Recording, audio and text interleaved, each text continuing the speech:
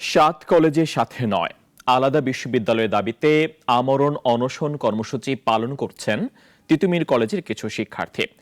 এদিকে সকালে কলেজের প্রধান ফটকের সামনের সড়কে যান চলাচল বন্ধ করে দেয় শিক্ষার্থীরা।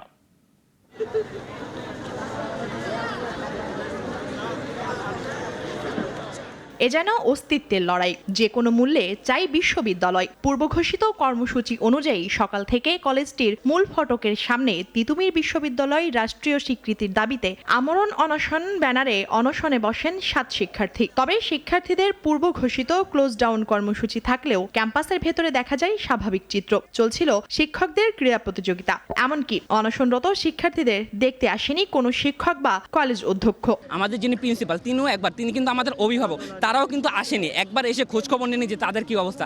তারা আমাদের অভিভাবকের কথা বলে অভিভাবকের জায়গা তারা রাখতে পারতেছে না। আমাদের 7টা দাবি আছে। 7টার মধ্যে প্রথম দফা হলো তিতুমিরকে বিশ্ববিদ্যালয়ের রাষ্ট্রীয় স্বীকৃতি দিয়ে।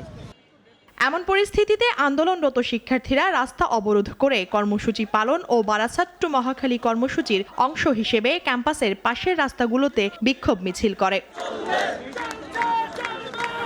তৎক্ষণাৎ কলেজ অধ্যক্ষ রাস্তা ছাড়ার নির্দেশ দিলে ছাত্ররা ভুয়া ভুয়া বলে তিরস্কার করে। এমন অবস্থায় স্থান ত্যাগ করতে বাধ্য হয় কলেজ কর্তৃপক্ষ।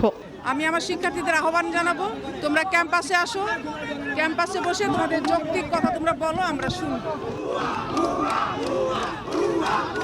বেলা বাড়ার সাথে সাথে অসুস্থ হয়ে হাসপাতালে ভর্তি হন 2 শিক্ষার্থী। বাকি 4 জনকে কলেজ গেটে দেয়া হয় প্রাথমিক চিকিৎসা। এরই প্রেক্ষিতে বেলা 3টায় ছাত্ররা সংবাদ সম্মেলন করে ও গণ অনশন কর্মসূচির ঘোষণা দেয়। সর্বশেষ আমরা গণ অনশন হিসাবে তিতুমিরের সকল শিক্ষার্থী আমরা এখানে বসেছি। রাষ্ট্রকে ইউনিভার্সিটি দিতে হবে এবং এই অপদার্থ অথর্ব প্রফেশনকে এখান থেকে বিতাড়িত করতে হবে। শিক্ষার্থীদের দাবি, সরকারি প্রতিনিধিদের সাথে আলোচনা সাপেক্ষে সমাধান হোক এই সমস্যার।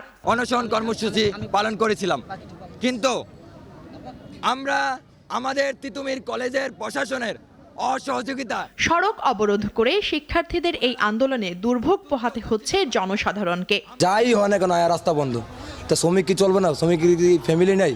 হসপিটালে গিয়েছিলাম, এখন সব দিক দিয়ে বন্ধ। তাহলে আমরা দেশের সাধারণ জনগণ কেন তো ভোগান্তি হব? মুনিয়া জ্যোতি, নাগরিক, ঢাকা।